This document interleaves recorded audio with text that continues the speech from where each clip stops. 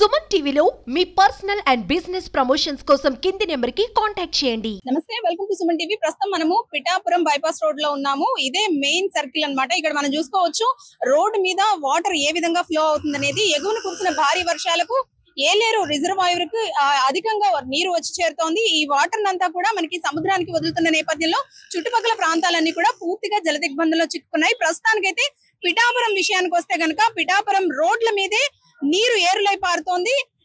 అందులోనూ ఒక ముఖ్య అంశం ఏంటంటే నిన్నే డిప్యూటీ సీఎం పవన్ కళ్యాణ్ ఈ ప్రాంతానికి వచ్చి ఇక్కడ ముంపు గురైన ప్రాంతాలన్నింటినీ కూడా సందర్శించడం జరిగింది. అయితే ప్రధానంగా ఇప్పుడు వాటర్ ఎక్కడైతే ఫ్లో అవుతుందో పవన్ కళ్యాణ్ తన కార్యాలయం ఇంటి కోసం 3 ఎకరాలు కొనుగోలు చేశారు. ఆ 3 ఎకరాల స్థలం అయితే ఇదే అన్నమాట.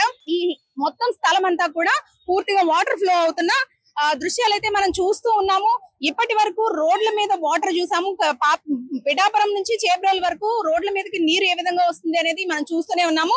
అయితే కేవలం పిఠాపురంలో 3 ఎకరాల స్థలం తన కార్యాలయం ఇంటి కోసం పవన్ కళ్యాణ్ కొనుగోలు చేశారు. ఆ విషయం మనందరికీ తెలిసిందే. ప్రస్తుతం ఆ 3 ఎకరాల స్థలం కూడా పూర్తిగా నీట మునిగిన పరిస్థితి. అయితే ఇదంతా చూసేందుకు కూడా చాలా మంది ఇక్కడ జనం బారులు తీరుతున్న నేపథ్యంలో ట్రాఫిక్ కి పూర్తి అంతరాయం కలుగుతోంది. రోడ్ అంతా కూడా నీరు ఏరులై పారుతుండటంతో 1 వే చేసిన నేపథ్యంలో ట్రాఫిక్ కి పూర్తి అంతరాయం కలుగుతోంది. ప్రస్తుతానికి పిఠాపురంలో అయితే కనుక హై టెన్షన్ వాతావరణం నెలకొందని చెప్పుకోవాలి.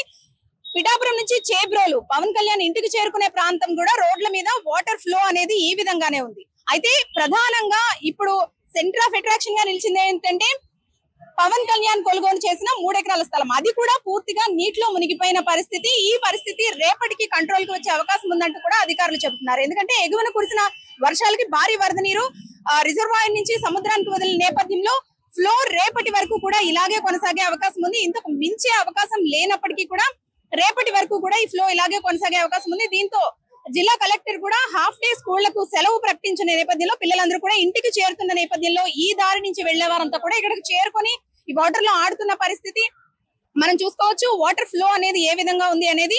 ప్రస్తుతానికి పిఠాపురంలో అయితే నీటి ఫ్లో అనేది బాగా ఎక్కువగానే ఉందని చెప్పుకోవాలి. రేపు సాయంత్రం ఇది తగ్గుముఖం పట్టే అవకాశం కనిపిస్తోంది.